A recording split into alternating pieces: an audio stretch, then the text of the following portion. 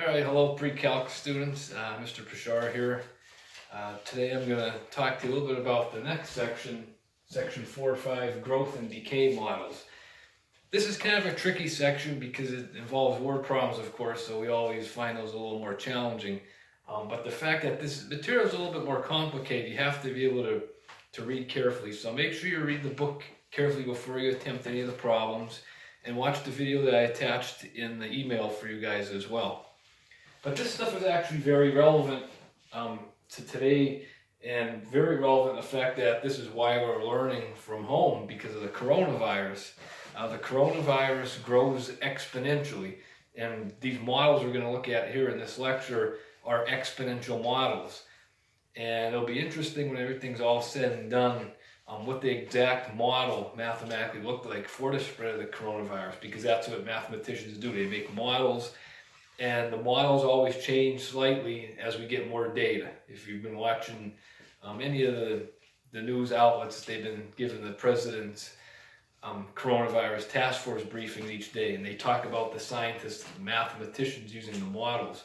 So in this section, all of us, including you students, are going to kind of be like the mathematicians front and center, learning how to make models, and that's kind of the tricky part.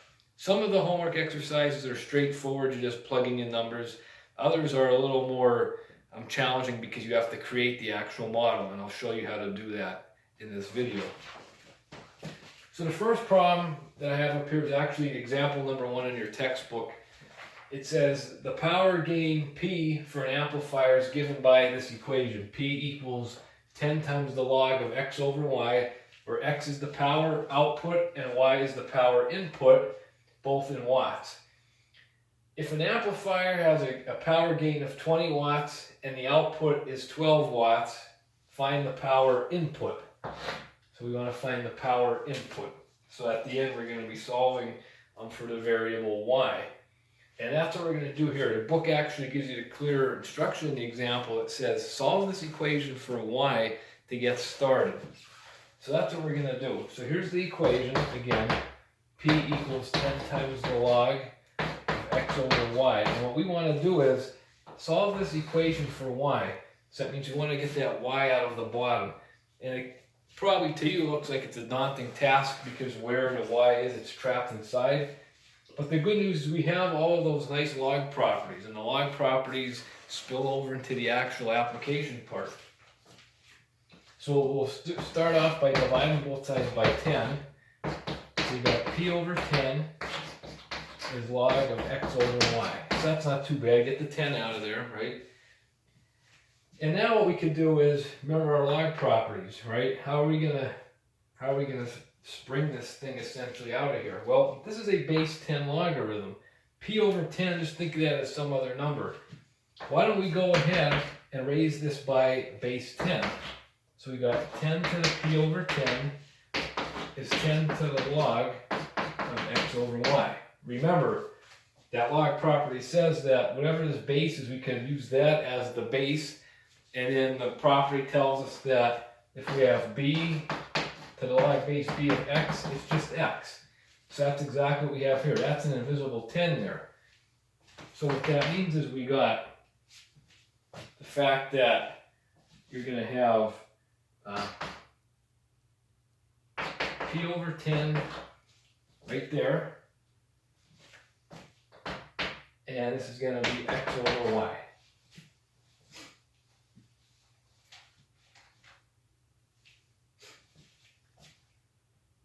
So you have 10 to the P over 10 equals X over Y, and we got to get this Y by itself. So why don't we go ahead and multiply both sides by Y. I'll come up here. So we're going to have Y times 10 to the P over 10 equals X, and then we'll go ahead and divide both sides by 10 to the P over 10. So it seems kind of counterproductive, but we get what we want in the end, that Y is X over 10 to the P over 10. So what this is your model. This is your mathematical model. So what we did was we created the model based on the data we have. We needed to solve it for Y, because that's what we're looking for in the end. We're looking for the power input, and the power input from the problem is given by the variable y. So, this is our new model. We kind of disregard the old one now, because we made a brand new one.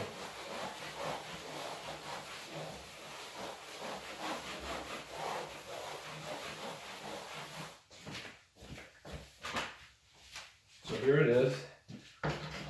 Y equals x over 10 to the p over 10. Now let's look at the data that we're given. We're given that p stands for 20. We know x is 12, and y is the thing we're trying to find. So we have everything right at our fingertips now on this new model. So all we gotta do is fill it in. So y we don't know. X is 12. The bottom is 10 to the 20 over 10 power. So that means we got y equals 12 over 10 squared, which is 12 over 100. And you can leave it as 12 over 100 or write it in terms of a decimal, which should be 0.12. So the question that was asked to you here was find the power input. So the input is 0.12 watts. Now I know I went through that kind of fast, right? But you have the idea what has to be done here.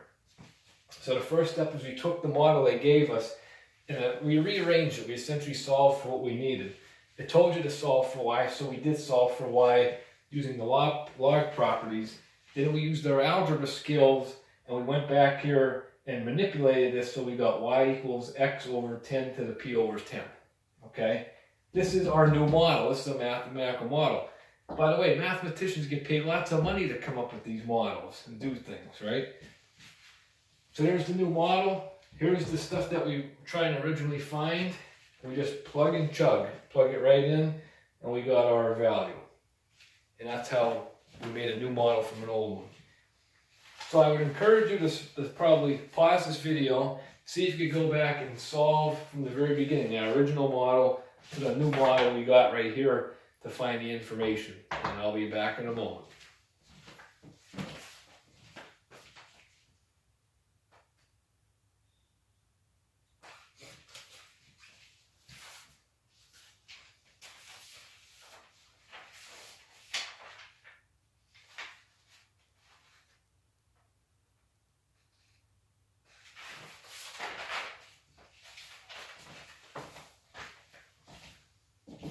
Okay, I hope you were able to navigate through that problem.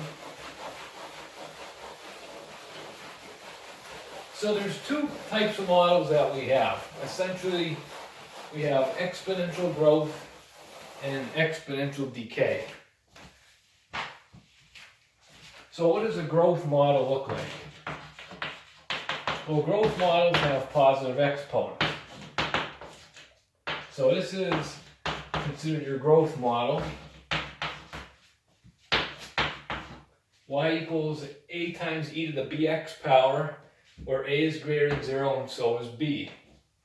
Now decay means that your values are declining over time, so it makes sense that this model will have a minus b at the top. So the model for decay is y equals a times e to the minus bx power, with the same stipulations that a is greater than 0 and b is greater than 0. Okay? So when we have to manipulate formulas and make models, we always come back to these two ideas essentially right here, exponential growth and decay. They don't always look exactly like this, but the components are there. Some coefficient, always e, and some kind of constant times some kind of variable.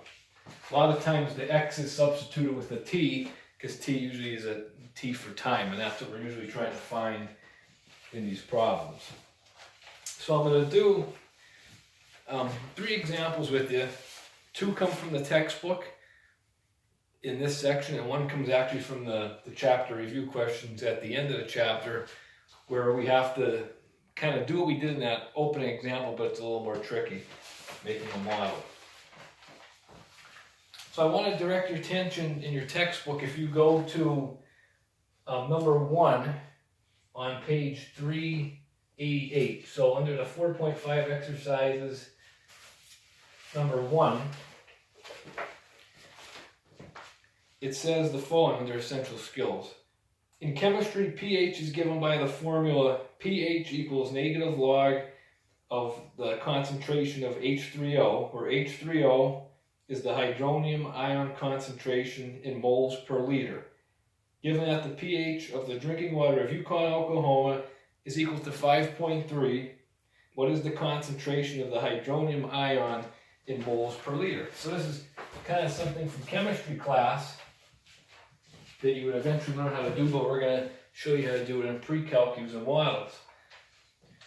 So they give you this formula. pH is the negative log of this concentration of H3O, this hydronium concentration.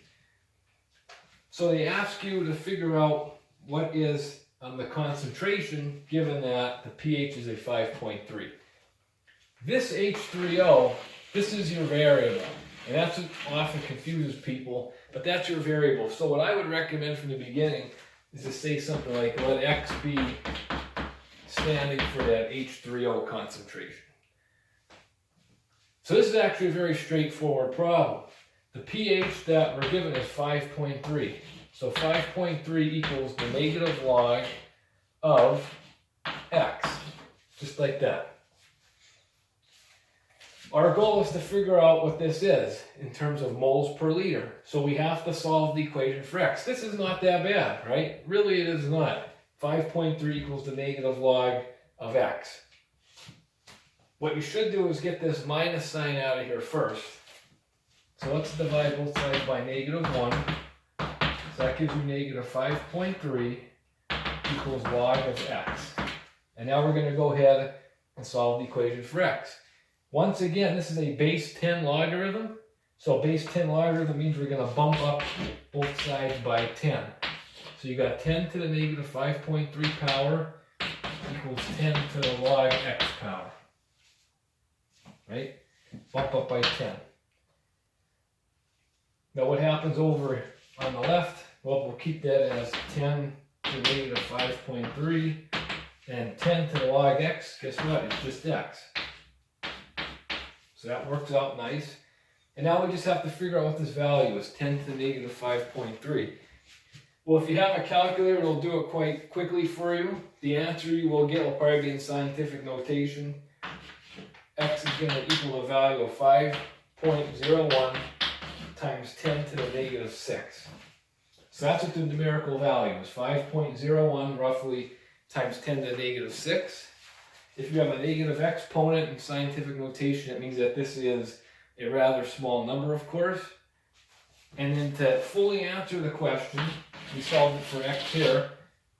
But to answer the question, we want this written in moles per liter. So it would be 5.01 times 10 to the negative 6 moles per liter.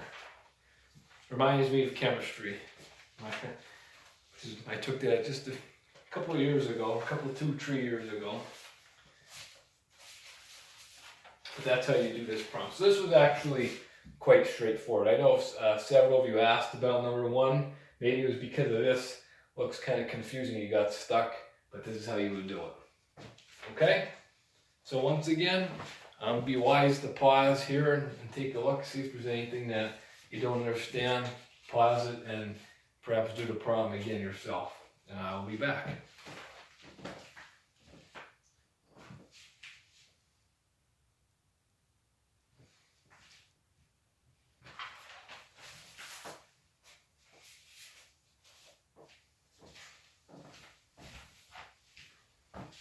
Okay, here we are. Next one we're going to look at is number 2 from your textbook in that central exercises section.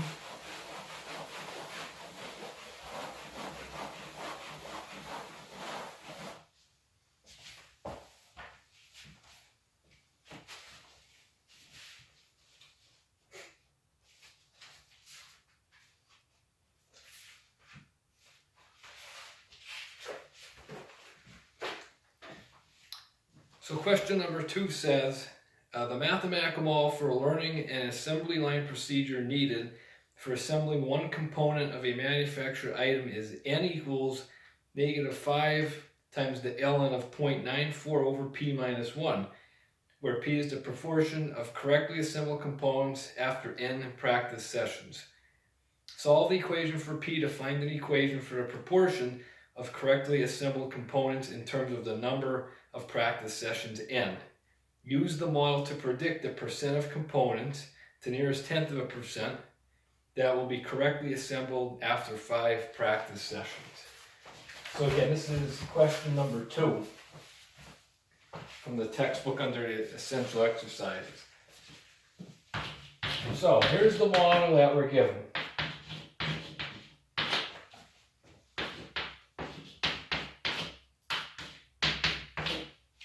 And again, P stands for the proportion of correctly assembled parts after n practice sessions. So we want to figure out what this proportion is, or this percentage of correctly put together parts. So what we have to do is we're going to have to take this model we're given and solve for this P. So we want this P. P equals all this other stuff. So we have to kind of untangle this thing. But again, we solve this using all of our log properties that we've come to know to this point. So I think a wise place to start here would be to divide both sides by -5. Clear this minus out of there. So you got n over -5 equals the ln of 0.94 over p minus 1. So this whole thing is your input, by the way.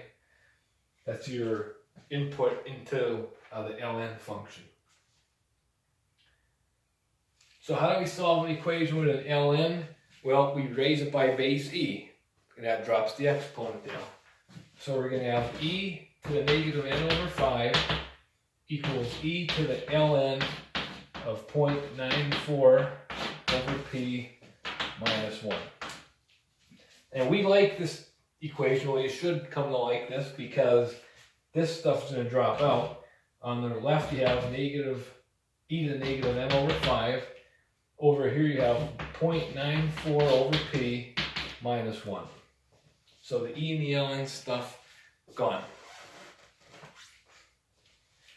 So your next step, of course, then is let's go ahead and add 1 over. So you got e to the -n over 5 plus 1 equals 0.94 over p.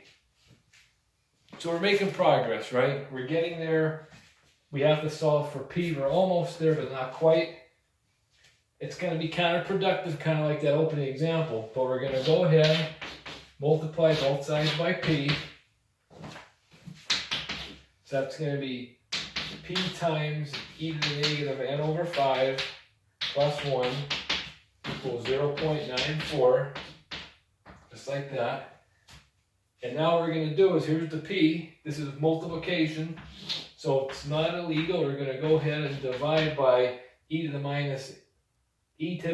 -n over 5 plus 1 on both sides.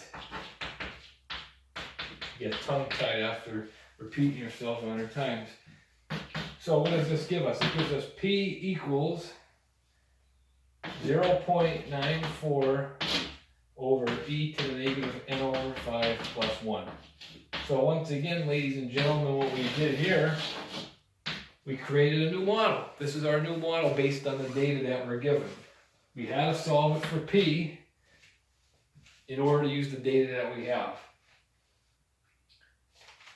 So the next step, of course, is they want you to tell them when we have n practice sessions, and when we have n equals 5 practice sessions specifically, what's the proportion of the correct number of assembled parts. So what you're going to do is, everywhere you see an n, you're going to put in a 5. So you got p equals 0.94 over e to the -5 over 5 plus 1. So that means you got 0.94 over e to the -1 plus 1, written that way. And when you use your calculator, you'll see that this is about 0.69, or as a percentage, 69%. So in other words, when they have 5 practice sessions, the parts are assembled 69% of the time correctly. That's what it means. But once again, perfect example of how we go ahead and take a model that we're given to start with, which was this guy right here. How do we twist that model around essentially to fit the data that we need? So we twisted it around using the log properties. We got this model right here. And then this is exactly what we want. We want to figure out P, the proportion. We plug in N, which is what we're given. N is 5, and that tells us what we're looking for.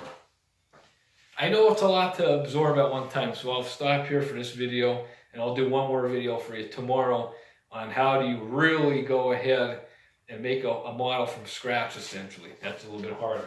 But I hope that over the previous examples, you're able to kind of gain some traction on this topic.